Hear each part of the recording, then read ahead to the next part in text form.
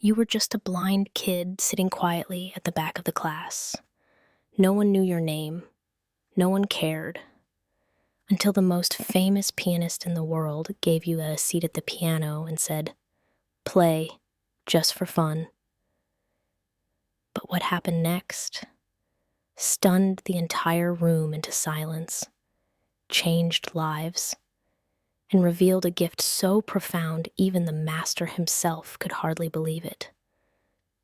This isn't just a story about music. It's a story of pain, of faith, and of a small boy the world had forgotten, who played a melody that awakened something deep in millions of hearts.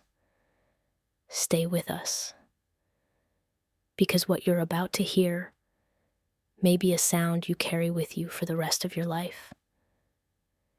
In the south side of Chicago, where rows of faded red brick buildings stretch endlessly and car horns blend with rusty radios in corner barbershops, lived a boy named Micah Rivers. Micah was born unable to see the light. His eyes were misty and clouded like frosted glass, but behind that vacant stare was a soul blazing with color. From a young age, Micah was different. Not because he was blind, but because he had a supernatural ear. He never studied music theory. He couldn't read a single note. But whenever he heard a melody just once, he could play it back exactly guided only by emotion.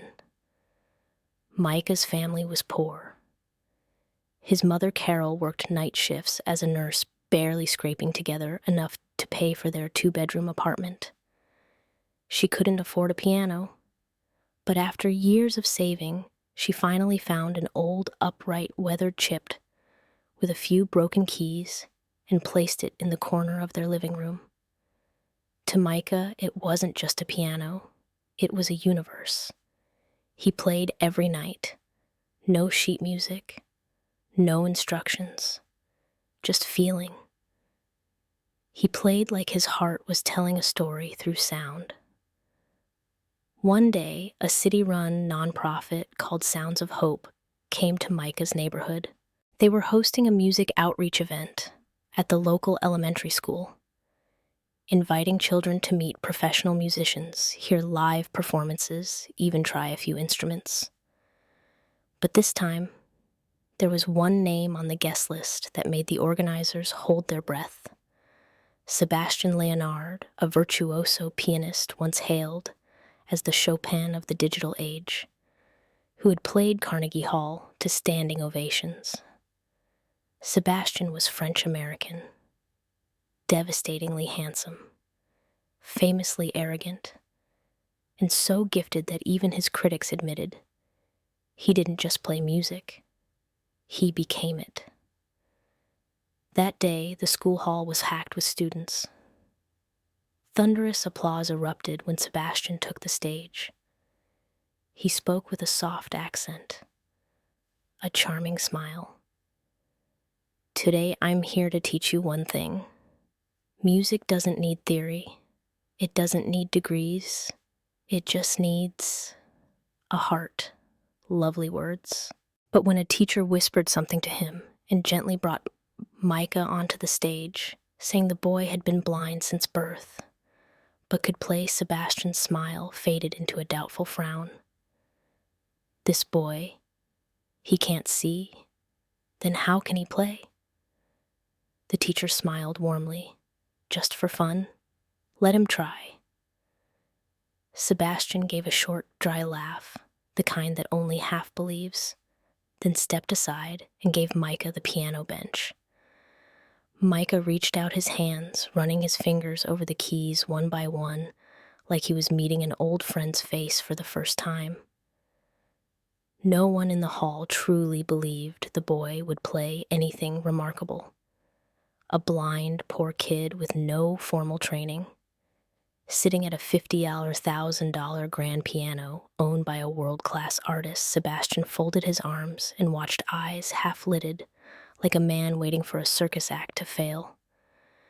And then Micah began to play. At first, it was just scattered notes, lonely, tentative. Then the notes connected and became a melody, an uncharted harmony, never written, never heard before, but one that seemed to freeze the air in the room. The sound wasn't perfect, but it was alive. It carried sadness, hope, a longing to escape the darkness, and then Micah modulated. A touch of jazz, a whisper of soul, then circled back to his theme as if telling a story through sound alone. Sebastian was frozen in place. He stared at Micah, and for the first time in his life, he felt envy. When Micah finished, the room fell silent. No one dared to clap. No one wanted to shatter the sacredness of that moment. Then a single pair of hands began to applaud, then another, until the whole hall rose to their feet, a standing ovation. A woman wept. A teacher leaned over and whispered, "I have never heard a piece of music bring me to tears like that." Sebastian stepped forward. He knelt to meet Micah at eye level. Where did you learn to play like that?" Micah smiled, lifting his face in Sebastian's direction, though he saw nothing. "I didn't learn. I just listened." That night, Sebastian couldn't sleep. He replayed the video of the boy again and again. He put on his headphones, closed his eyes, and let the music wash over him once more. There wasn't a single wrong note, but it was more than that. It was something far beyond music.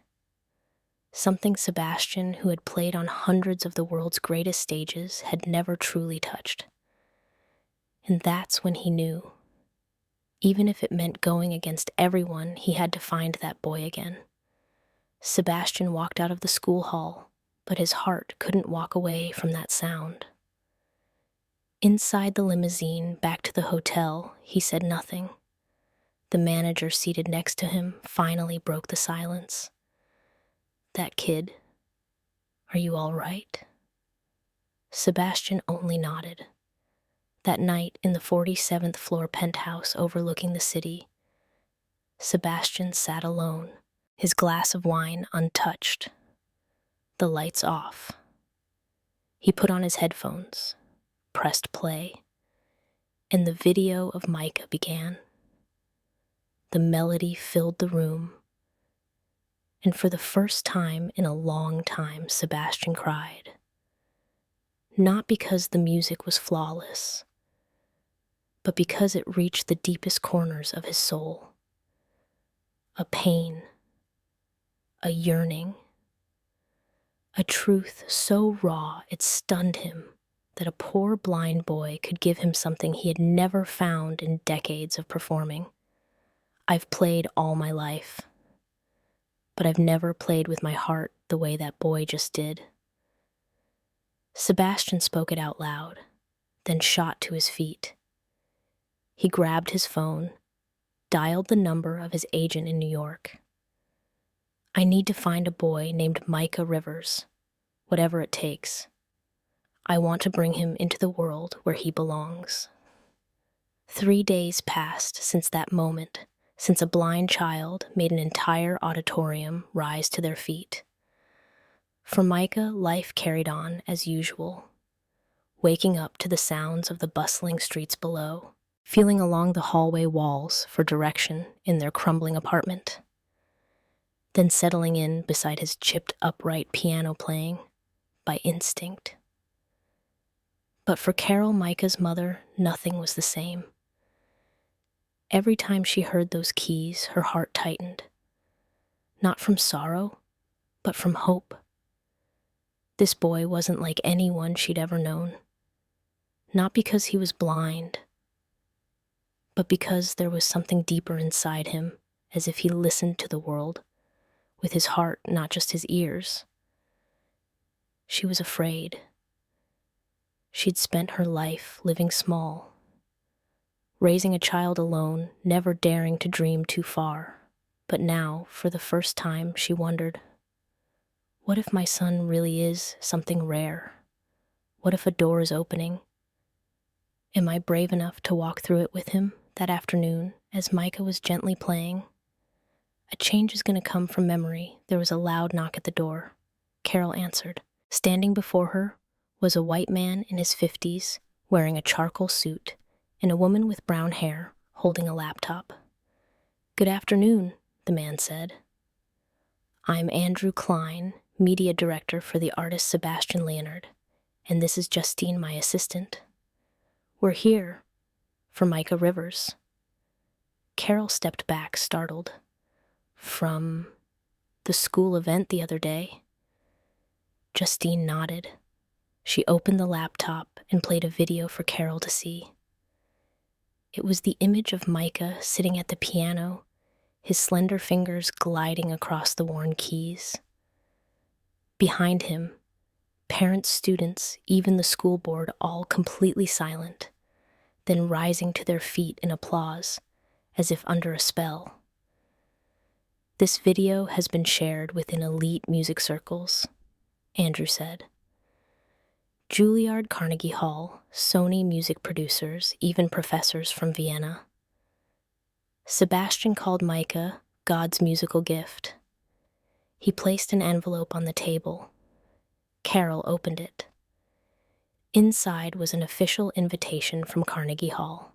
Micah was invited to take part in the special program Young Virtuosos, where the most exceptional young talents in America would be trained, given the chance to perform, and if they passed final evaluations, awarded a full scholarship to one of the most prestigious music conservatories in the world.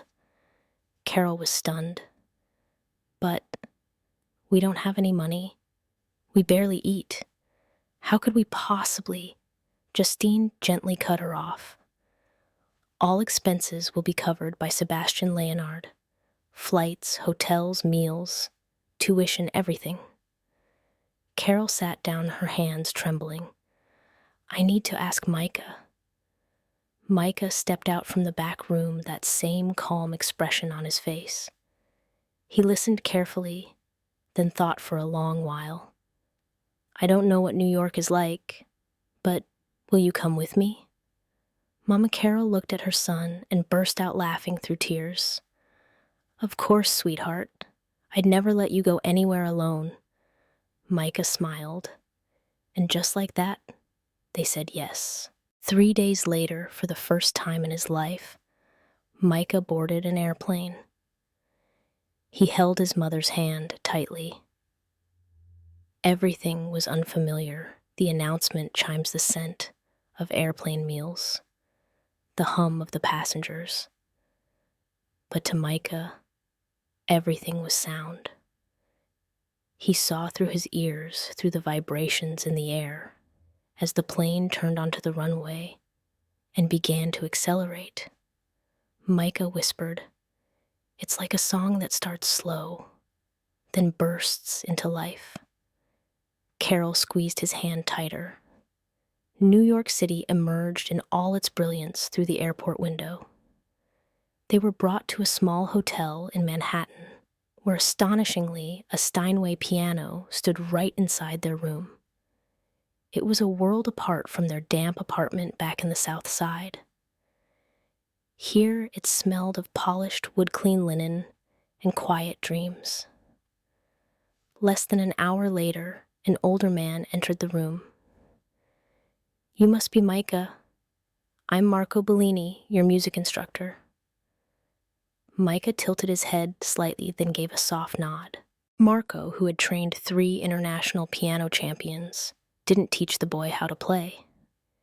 He simply placed Micah's hands on the keys and said, "Music doesn't live in your fingers. It lives in how you hear what the world wants and speak back through your heart." Weeks passed. Then one day, Micah was taken to Carnegie Hall for the very first time. Portraits of great artists lined the halls. The smell of aged wood, the warm golden light, the red velvet chairs.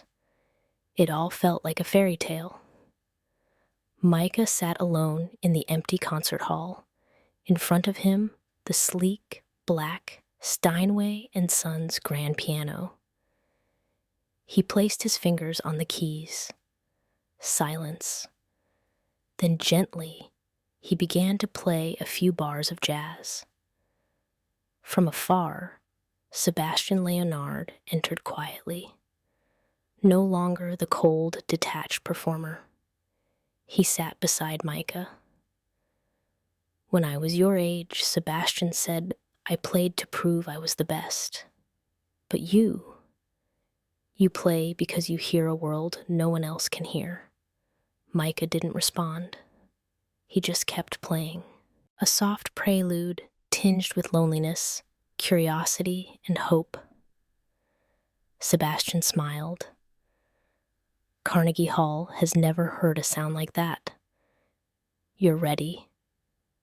Carnegie Hall, a name every musician dreams of. A majestic building in the heart of Manhattan, bathed in warm light. It's where people come to hear Chopin, Bach, Tchaikovsky. Not a blind boy who never studied classical music formally. And yet that night, the name Micah Rivers appeared on the program.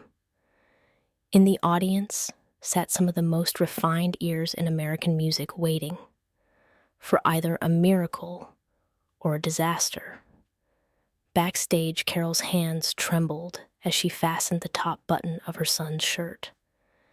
She had been preparing herself for this moment for weeks, but a mother's heart could never fully silence its worry. Micah, if you're scared, we can go home, she whispered. The boy gave a faint smile. Though his eyes could not see the stage lights, his face shone with a strange, quiet calm.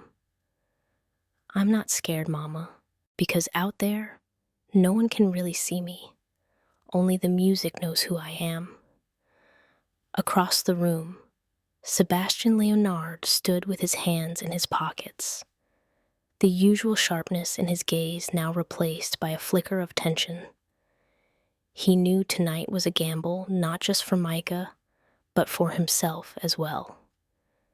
The announcer stepped onto the stage, mic in hand, his deep voice echoing through the packed concert hall. Ladies and gentlemen, tonight we witness something rare, someone who cannot see, but makes the world stop and listen. A murmur rose from the VIP section. Is this some kind of joke? A blind boy performing at Carnegie Hall? Someone else replied quietly. He's Sebastian Leonard's student. Silence. Then even the whispers stopped. Micah stepped onto the stage. Under the soft golden lights, the small, slender black boy made his way slowly toward the gleaming Steinway and Sons grand piano at center stage. Every step was careful, but not afraid. The hall held its breath. Micah reached the bench, sat down, and quietly adjusted his position. His small fingers gently brushed the keys like greeting an old friend. Then silence. No one moved. Even the lighting technician seemed to stop breathing. And then the first note. A warm, lingering chord like a flicker of light in a darkened room. Micah began to play his own music. Not Chopin, not Beethoven, but the sounds of his heart of memory of nights lying on a cold floor, listening to sirens drift through a cracked window. The melody was both raw and soaring. The breaks, the pauses, the depths followed. No traditional form, but somehow it was alive. Every note told a story of a struggling neighborhood, of a single mother, of a light seen not by eyes but by the heart. Someone in the audience frowned. This isn't classical music. but then they fell quiet. Micah played as if he wasn't really there. His body sat on the stage, but his spirit drifted elsewhere to a world without light, without judgment, only sound and truth. Backstage, Carol's tears fell freely. She had heard him play this piece 100 times at home, but tonight, surrounded by velvet and chandeliers, by the powerful and prestigious, his music felt like it was being born again. In the front row, a music professor from Yale let out a sigh. I've analyzed theory for 40 years, but I can't analyze this boy's heart. A cellist who had toured across Europe whispered, "This isn't music for performance. It's music meant to make you cry." And then came the climax. Micah lifted his left hand, then both fell onto the keys with just the right weight, a cascade of chords exploding like lightning in the sky. It wasn't a display of technique. It was a silent scream from a child who could not see the world, but had seen deep into the human soul. One note, two, three, and then silence. It was over. Micah bowed his head. No theatrical gestures. No rising for applause. He simply sat there, his clouded eyes facing the void, as if he were still listening to the echo of himself. And Carnegie Hall rose to its feet. Every single person, as if on cue. A thunderous applause erupted, rising from the orchestra level all the way to the balconies. Someone shouted, "Bravo!" Another person cried without even knowing why. Sebastian Leonard stood still. The eyes that had always been cold as ice now shimmered. He had seen prodigies before.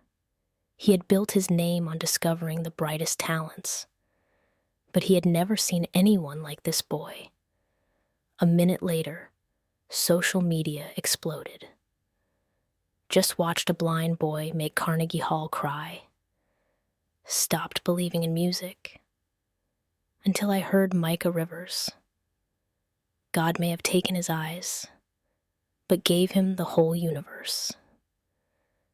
The performance video was shared millions of times, and people began asking, who is this boy?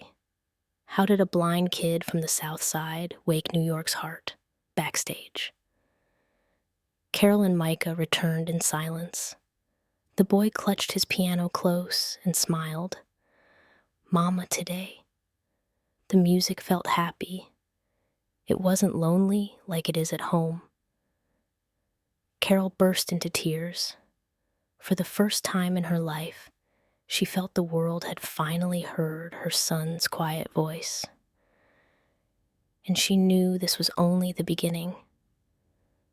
When Micah sat down at the old piano inside the wooden cabin in the forest, his fingers gently touched the keys like they were having a conversation with the world.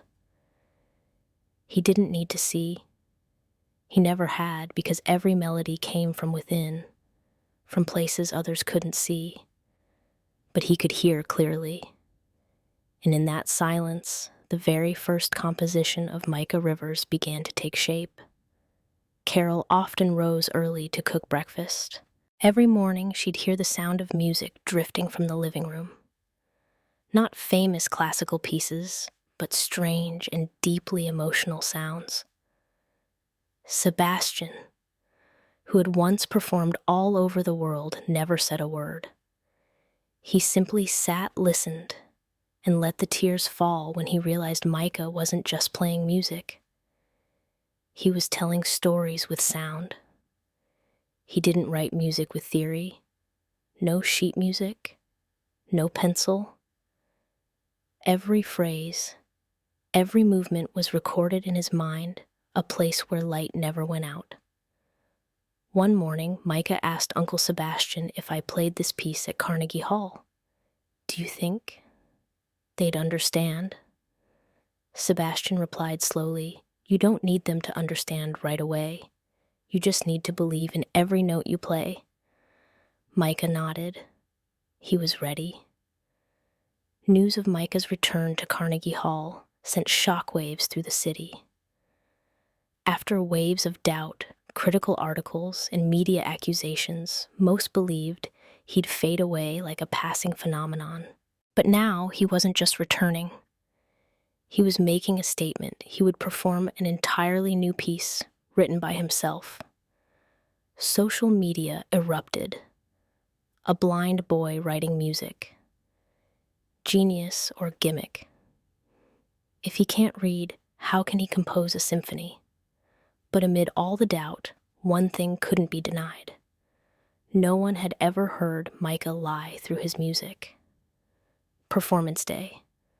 Carnegie Hall, once again, was packed to capacity. Journalists, musicians, critics. Those who once doubted him and those who once wept when he played Bach were all there. The auditorium fell silent. Every eye turned toward the wings as the host stepped forward and announced, "Ladies and gentlemen, for the first time in Carnegie Hall's history, a symphony will be performed by a 12-year-old blind artist who is also its composer. Please welcome Micah Rivers." He stepped out. No stumble, no fear.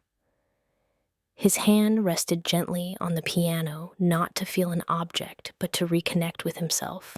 Micah bowed his head softly, then sat down. And then he began. There was no orchestra, no light effects, only a silent Steinway grand piano. The first note rose like a breath, soft, pure, real. Then came the echoes of the past, the melody of loneliness in a small South Side apartment where a boy lay awake listening to the radio every night.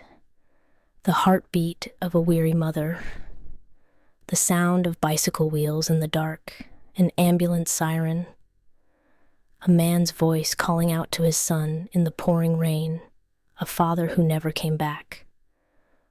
All of it turned into music. No one in the audience dared breathe. Each person felt as if a piece of their own memory was unfolding in that music. The emotion that swept the hall wasn't pity. It was a deep, unspoken connection. In the middle section, the music shifted urgent, chaotic, as if the boy was rebelling. High notes tore through the air. The low notes rumbled like the cry of someone who had never been heard, and then slowly the composition softened. A new melody emerged, peaceful, tender, and overflowing with hope.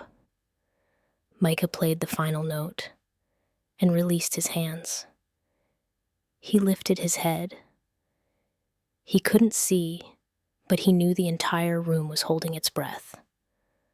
5 seconds, 10, 20, not a single clap. And then, like thunder, the hall erupted in the longest standing ovation it had ever seen. People shot to their feet.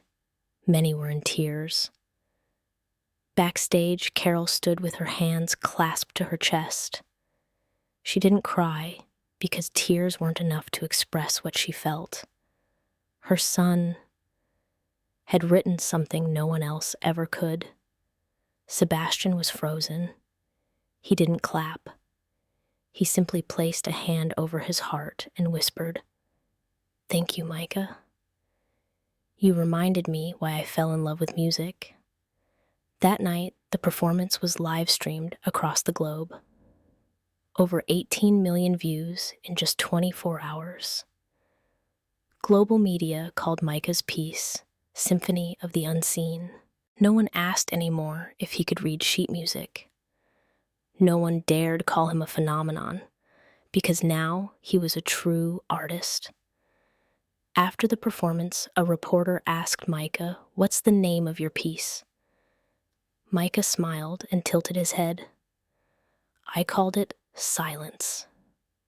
Why? Because I want people to remember the most beautiful things often don't live in sound. They live in the silence between the notes. 10 years later, Micah Rivers is now 26 years old. His music academy, The Sound of the Unseen, has expanded to 23 states, reaching over 18,000 blind and disabled children across the United States. The story of the poor blind boy, once mocked for touching a piano, is now part of the official curriculum in many music schools. The world no longer listens to music with its eyes, but with its heart. Micah and his mother, one final conversation. On an early autumn afternoon with the leaves glowing amber, Micah sat on the porch with his mother. He played softly a melody full of warmth. Carol, older now, her hair streaked with silver, sat quietly holding his hand. You know, she said, there was a time I wished you could see this world. Micah smiled gently. But Mama, because I couldn't see, I learned to hear things others couldn't, and music is how I show them what I hear. She laughed through her tears. Yes, and you showed the whole world the light with your eyes closed. That day, Micah composed a new piece, a gift for his mother. He named it The Breath of Light. At the White House, a historic moment, Micah was invited to perform at the White House, not for entertainment, but to launch a national education program for blind children. When he stepped onto the stage, there was no introduction, no narration, no spotlight. Micah simply sat at the piano, placed his hands on the keys, and said, "Today, I'm not performing for you. I'm playing for the children who've been forced into silence. I'm playing for the 6-year-old Micah, the boy who once thought he had no worth. And I'm playing for anyone living in darkness to remind them darkness is not the enemy. It's simply where music begins to rise." Then the piano spoke. No words, only tears. The final lesson. After the performance, a reporter asked, "What do you think is the greatest thing you've achieved in your life?" Micah paused for a moment. Then he answered, "I'm not sure what I've achieved. All I know is I didn't let others decide my worth. And I hope that anyone pushed to the edges of life can still write their own song." That day, the performance video went viral around the world. Millions watched. No one could believe it, that through a simple piano, a blind young man could touch the soul of humanity. A few years later, Micah stopped appearing on television. He quietly stepped into the background, dedicating his time to training the next generation of blind musicians. No one knew exactly where he was. Some said they saw him playing in a chapel in Ethiopia. Others claimed he was teaching blind children in the Amazon how to play bamboo flutes. Whatever the truth, his story never faded.